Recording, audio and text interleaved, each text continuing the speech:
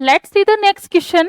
आपको दिया हुआ है in which of the following reaction the Kolbe's electrolysis product is incorrectly mentioned. तो आप इसमें देखिए, सबसे पहला आपको दिया हुआ है यहाँ पे पोटेशियम सॉल्ट दिया हुआ है।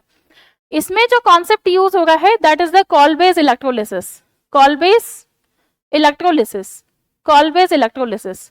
ठीक है, और इस कॉल्वेज इलेक्ट्रोलिसिस में हम लोग क्या करते हैं, रिएक्शन करवाते हैं R C double bond O H. ठीक है, या इसकी जगह हम पोटेशियम सॉल्ट भी ले सकते हैं, सोडियम सॉल्ट ले सकते हैं। तो इसके साथ रिएक्शन होती है NaOH या फिर और KOH की रिएक्शन हो सकती है, और यहाँ पे हम लोग करवाते हैं इलेक्ट्रोलिसिस। क्योंकि इलेक्ट्रोलिसिस में यदि आप हाई वोल्टेज की बैटरी से कनेक्ट करोगे तो यहाँ हीटिंग साइन भी होगा, हीट जनरेट होगी। ठीक है, तो इलेक्ट्रोलिसिस इसके करवाएंगे। तो इसमें प्रोडक्ट क्या बनता है, एक तो बनेगा आपका आर आर सिमेट्रिकल एल्केन। ठीक है, और इसमें क्या बनता है 2 मोल CO2 बनता है, और साथ में क्या बनता है, कैथोड पे हाइड्रोजन गैस बनती है। ठीक है, तो ये सिमेट्रिकल एल्केन और जो 2 मोल CO2 बना है ये बनता है एनोड पे। किस पे बनता है, एनोड पे। और ये जो हाइड्रोजन गैस है ये बनती है कैथोड पे, कैथोड पे। ठीक है, इसका जो मैकेनिज्म है वो होता है फ्री रेडिकल मैकेनिज्म। मैकेनिज्म यदि हम इसमें देखें तो मैकेनिज्म क्या होता है, FSR मैकेनिज्म। ठीक है, फ्री रेडिकल सब्स्टिट्यूशन रिएक्शन।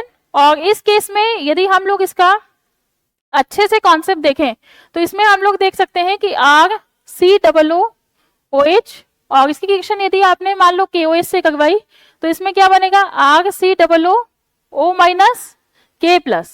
ठीक है, प्लस H2A, यही बनता है वाटर। ठीक है, अब एनोड पे जो रिएक्शन होती है, इसमें एनोड एनोड पे जो रिएक्शन होती है वो क्या होती है RCOO माइनस K+।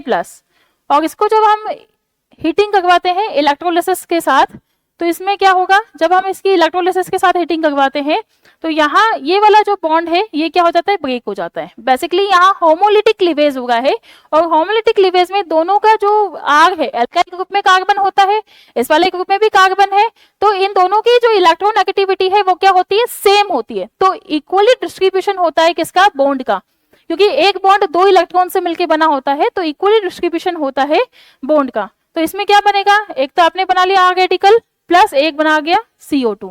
क्योंकि हमने यहाँ पे 2 मोल लिए थे इसलिए यहाँ पे क्या बना, 2 मोल फ्री रेडिकल और 2 मोल CO2 बन गया। अब ये जो आग है, क्योंकि 2 फ्री रेडिकल बने हैं तो ये आपस में क्या होंगे, कंबाइंड होके और सिमेट्रिकल एल्केन का फॉर्मेशन करते हैं। ठीक है, सिमेट्रिकल एल्केन या एल्कीन एल्काइन इनका फॉर्मेशन करते हैं, और कैथोड पे क्या बनता है, हाइड्रोजन। तो बेसिकली यहाँ पे हमें कुछ नहीं करना, इस वाले पोजीशन से हमें क्या हटाना है, CO2, और यहाँ पे क्या आएगा, रेडिकल का फॉर्मेशन होगा।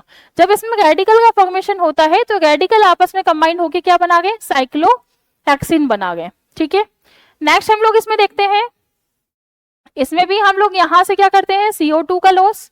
ठीक है, यहाँ से कितने गैस निकली, 2 मोल CO2 बना। ठीक है, इसमें भी क्या निकला, -2 CO2, और यहाँ पे रेडिकल और यहाँ पे रेडिकल, मतलब इस तरह का फॉर्म इसमें बनता है कि एक रेडिकल यहाँ पे और एक रेडिकल यहाँ पे। ठीक है, और ये रेडिकल आपस में इस तरह से कंबाइंड हो जाते हैं जिसको हम लोग कहते हैं इंट्रामोलिक्यूलर साइक्लाइजेशन, इंट्रामोलिक्यूलर साइक्लाइजेशन। ठीक है, साइक्लाइजेशन, साइक्लाइजेशन। ठीक है, तो इसमें हम लोग यदि देखें तो ये प्रोडक्ट आपका बना है किससे, इंट्रामोलिकुलर साइक्लाइजेशन से, वही कॉल्वेज ही है। तो ये वाला प्रोडक्ट तो सही है, ये भी सही है, हमसे पूछा क्या गया है, इनकरेक्टली पूछा गया है। ठीक है, तो इनकरेक्ट में यदि हम लोग देखें तो ये जो सी वाला ऑप्शन है, यदि आप यहाँ से CO2 हटाओगे तो इस पे क्या बनेगा, रेडिकल। यहाँ से CO2 हटाओगे तो यहाँ से भी क्या बनेगा, रेडिकल। और इन दोनों का आपस में कंबाइन होना पॉसिबल नहीं है। तो ये कंबाइन होना तो पॉसिबल है, लेकिन यहाँ जो आपका ये प्रोडक्ट बना है ये वाला, ये बिल्कुल ही क्या है, रॉन्ग है। यदि हम इसको इस तरीके से देखें कि आपका ये वाला जो प्रोडक्ट है इसमें एक तरफ तो आपको दिया हुआ है COO और इसी साइड आपको दिया हुआ है COO। अब यहाँ से हम क्या हटाते हैं, ये COO2 को हटाते हैं। तो बेसिकली ये हीटिंग जो होगा है इलेक्ट्रोलाइटिक कंडीशन में, इसमें 2 मोल तो CO2 का लॉस हो गया, -2 CO2। ठीक है, इलेक्ट्रोलिसिस। तो इसमें आप लोग देखेंगे कि इस पोजीशन पे एक तो रेडिकल बना यहाँ पे, और ये किस पोजीशन पे रेडिकल बनता है। तो ये दोनों आपस में कंबाइंड होके क्या बनाएंगे, ओरिजिनल प्रोडक्ट जो इसका बनेगा वो ये बनेगा, ये वाला बनना चाहिए। ठीक है, ये प्रोडक्ट आपका बनेगा, न कि ये वाला प्रोडक्ट आपका बनेगा जो आपको दिया हुआ है। ये तो बिल्कुल ही गलत है।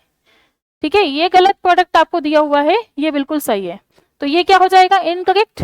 ठीक है, इनकरेक्ट हो जाएगा। तो हमारा जो इसमें ऑप्शन आना चाहिए वो ऑप्शन क्या होगा, सी ऑप्शन होना चाहिए इसमें। तो ये प्रोडक्ट आपको क्या दिया हुआ है, इनकरेक्ट दिया हुआ है। इसको भी हम लोग एक बार चेक कर लेते हैं।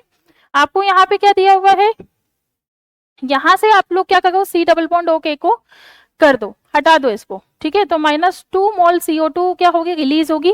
और इसमें 2 मोल क्योंकि हमने लिए हैं, तो एक तो रेडिकल इस वाले फॉर्म पे बनना चाहिए, और ये रेडिकल आपस में क्या होंगे, कंबाइंड होंगे। तो आप देख सकते हैं यहाँ पे CH3 CH2 CH CH3। इसी तरह से एक और मोल इसमें क्या हो गया, कंबाइंड हो गया, क्योंकि 2 मोल चाहिए, क्योंकि इसमें ना तो साइक्लाइजेशन हो सकता है ना कोई डबल बॉन्ड बनेगा। तो अलग अलग मॉलिक्यूल रेडिकल की फॉर्म में कन्वर्ट होकर आपस में जुड़ जाते हैं। तो इस तरह से ये 2 सेम मॉलिक्यूल आपस में क्या हुए हैं, कन्वर्ट होकर जुड़ गए। तो यहाँ पे आएगा CH और CH3, ये मॉलिक्यूल आपस में जुड़ गए। तो यहाँ पे क्या आएगा, option C will be the correct answer, क्योंकि यहाँ पे इनकरेक्टली बना है।